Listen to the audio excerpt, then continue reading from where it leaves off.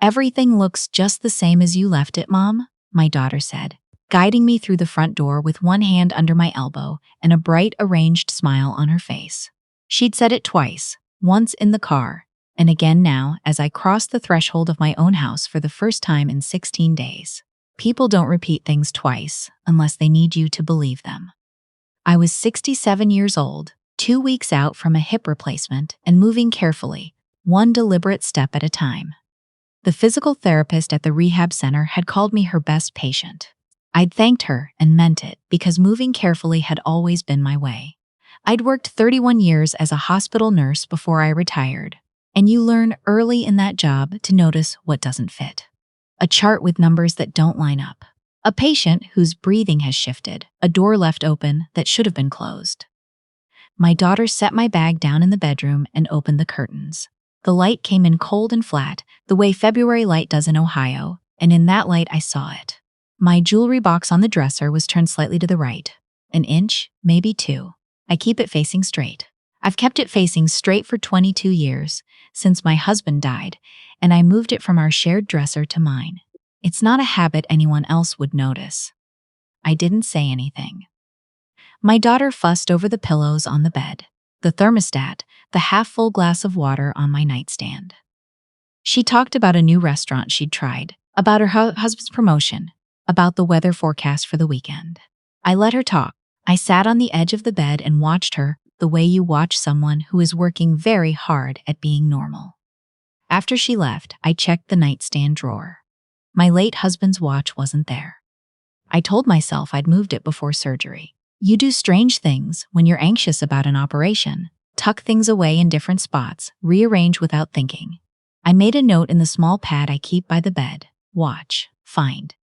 I made tea and sat by the kitchen window and looked at the bare yard. The house felt correct in its dimensions, but slightly off in the way a familiar piece of music sounds when someone's played one note wrong in the middle. You can't always name which note, but you know. I slept well enough that first night, the relief of my own bed outweighing everything else. But in the morning, I went to the closet where I keep the small safe on the top shelf, behind a folded quilt. Before my surgery, I'd given my daughter the combination. I'd written it on a slip of paper and tucked it in her hand myself. Just in case, I'd said, if the hospital needs something and I'm under anesthesia, the insurance card is in there, so is the copy of my will.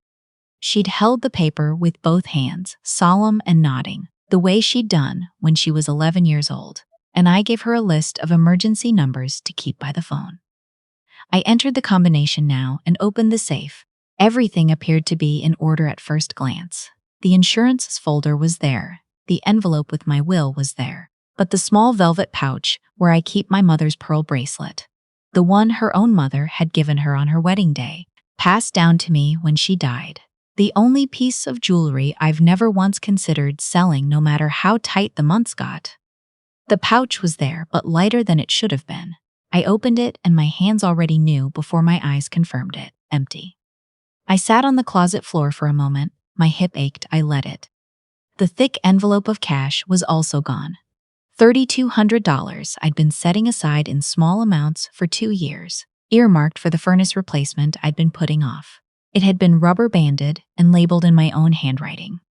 Furnace. The label was still there, the rubber band was still there, looped around nothing. I didn't cry. I thought I might, but I didn't. What I felt instead was the very specific, very quiet kind of hurt that comes when someone you've known their entire life shows you something about themselves you cannot unknow. I closed the safe and stood up slowly. In the kitchen, I opened the cabinet under the sink where I keep a small recycling bin. I had a feeling and I followed it. Near the bottom of the bin, folded in half, was a printout, my power of attorney document. 2 pages, photocopied, my signature visible at the bottom. I set it on the counter. I put the kettle on. I stood in my kitchen and thought very clearly for a long time. It was a Tuesday. The bank wouldn't close until 5. I had time. The call took less than 10 minutes. I'd banked at the same branch for 34 years, and when I asked to speak with someone about my accounts, I was transferred to a woman named Ms. Abrams, whose voice was steady and whose questions were precise. I told her I'd been away for a medical procedure, and wanted to confirm no transactions had been made without my authorization. There was a pause, the sound of a keyboard. An attempt had been made 3 days earlier to cash in a certificate of deposit. The caller had provided my name, my address, my date of birth. The call had been flagged because the voice didn't match my profile. The branch had conducted a verbal security question years ago that I'd passed, and the voice on this call had been male. The request had been put on hold pending verification. I closed my eyes briefly. My son-in-law. He knew financial terms, knew how to talk to banks. My daughter had given him the information I'd given her. I told Miss Abrams I wanted to revoke all third-party access to my accounts immediately. I wanted a freeze on any withdrawals or transfers until I could come in person. I wanted the attempted CD request formally noted in my file. She said, "Of course, I'll flag it right now." After we hung up, I wrote down every account number I had, every institution, every policy. I'd done something similar once before, the week after my husband died, when the lawyer asked me to inventory my assets. That time I'd been grief-stunned and slow, writing with the wrong pen and getting ink on my palm. This time, my handwriting was neat and even. The pen didn't shake. I called my attorney the next morning. He'd handled my husband's estate and updated my will twice in the years since. When I told him what I'd found, he was quiet for a moment, then said, "I want you to come in tomorrow if you can manage it." I told him I'd be there at 9. We spent an hour going through the revisions. My daughter had been listed as executor of my estate. That changed. We added a no contest clause. Any beneficiary who challenged the will in court would forfeit their portion. He also suggested a living trust for the house and the larger accounts. I agreed to all of it. When we were finished, he leaned back in his chair and said quietly, "You know, she may not have understood what she was doing." I looked at him. He'd known me long enough to know I didn't need to be managed. "She understood," I said. "She photocopied a legal document and gave the combination to my safe to someone else. That's not confusion, that's planning." He nodded and didn't argue. On the way home, I stopped at a locksmith.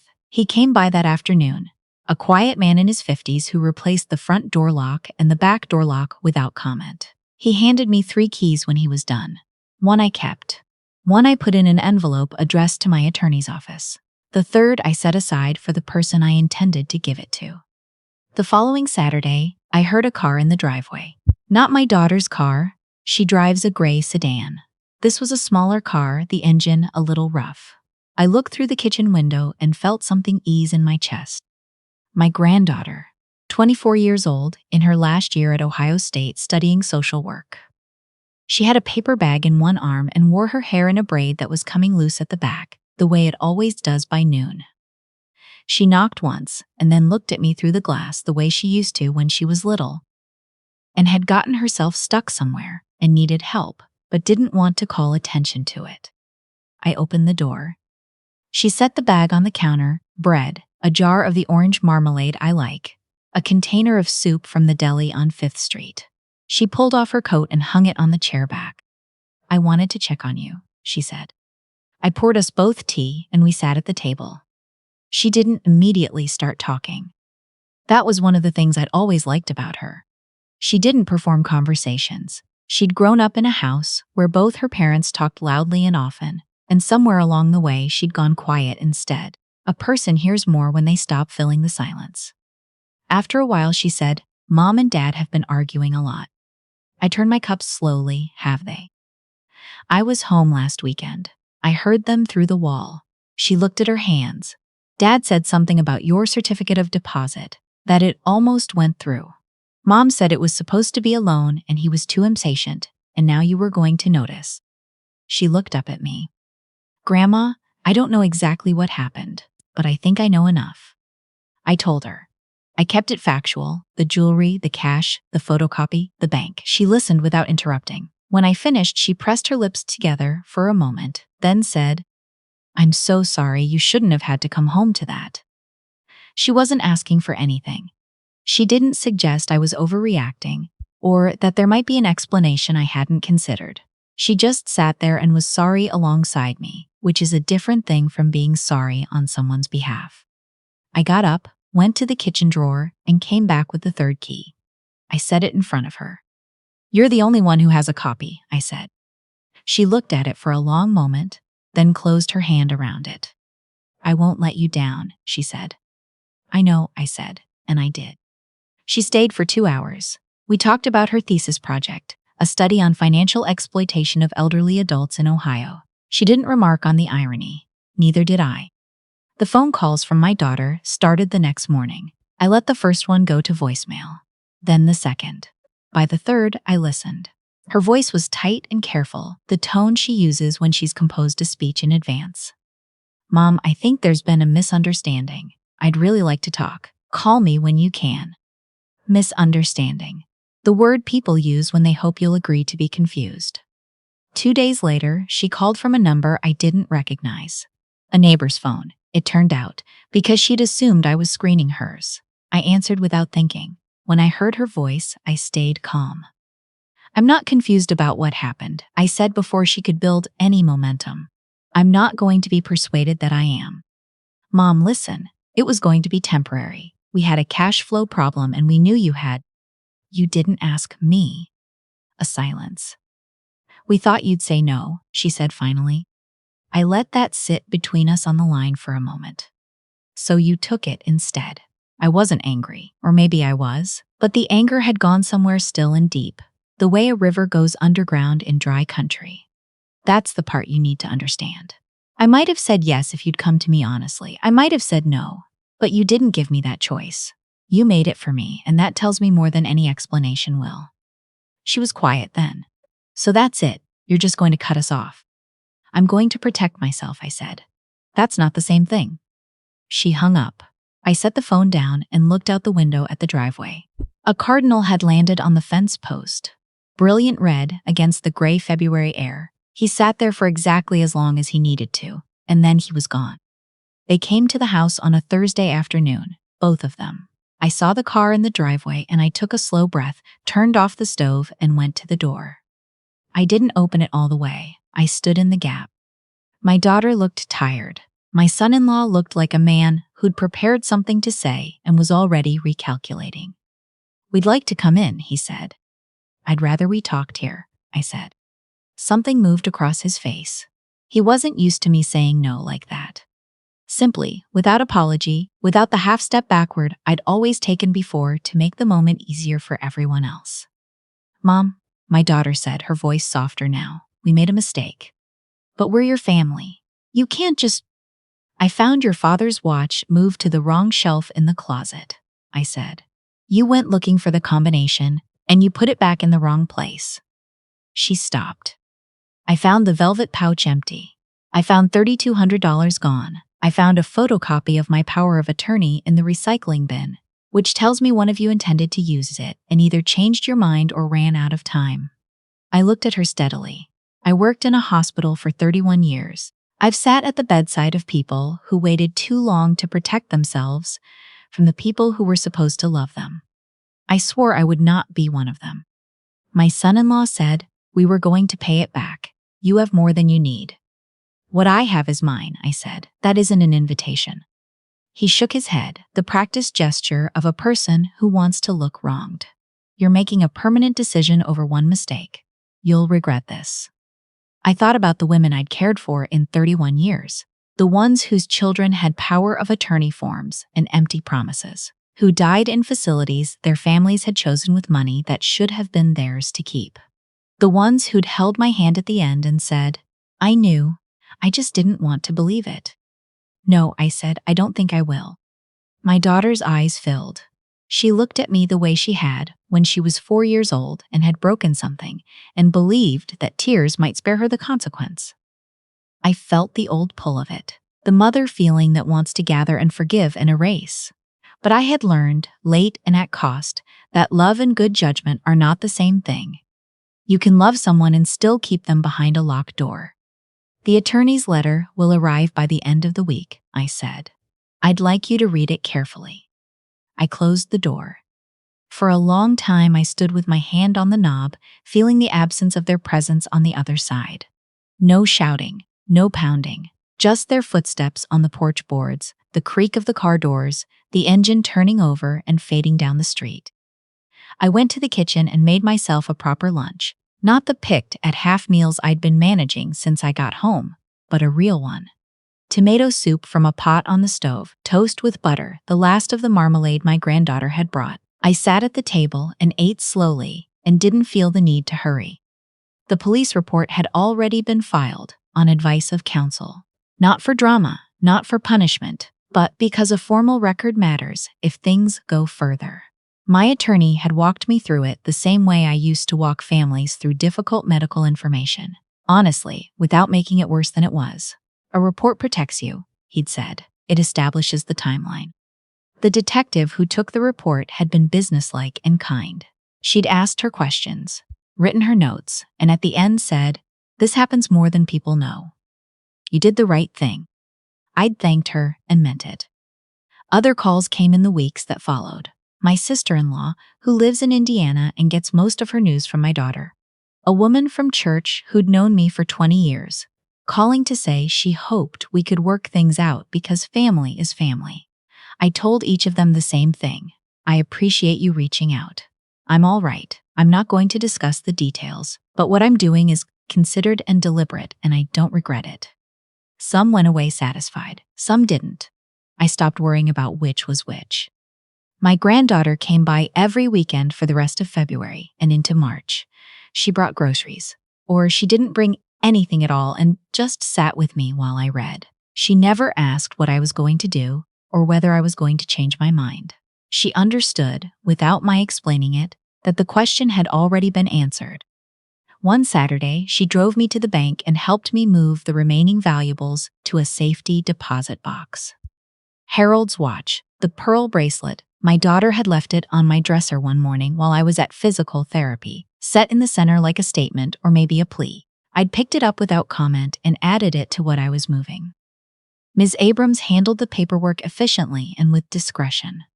When the box was locked and the key was in my hand, only my name on the access list, no exceptions, she asked if there was anything else she could do for me.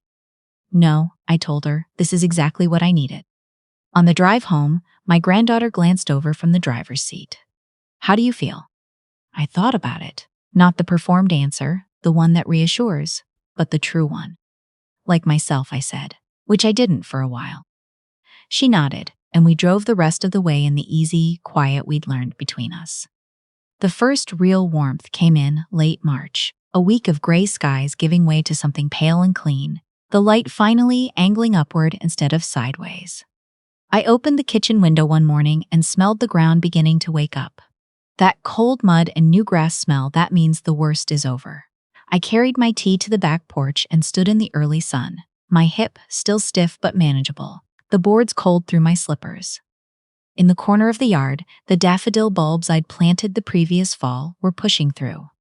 Yellow, stubborn, arriving on their own schedule, completely indifferent to what had happened inside the house behind them. I thought about the life I'd been living before my surgery, the polite distances, the unanswered questions, the small wrongnesses I'd explained away, because explaining them away was easier than looking at what they meant. I thought about how love had made me a quieter version of myself without my noticing, how I'd traded good judgment for a kind of peace that turned out not to be peace at all. My daughter and I didn't speak that month, not because I'd forbidden it, but because there was nothing to say that hadn't already been said, and saying it again would only have served her. The attorney's letter had been received and gone unanswered. The police report was in a file. What happened next was in the hands of people and processes beyond my kitchen window, and I had decided to leave it there. What I had control over was here, the garden coming back, the key in my granddaughter's hand, the locks on my doors that only I could open, the will that said exactly what I meant, the safety deposit box that no voice but mine could access. A neighbor came over that afternoon with banana bread still warm from the oven.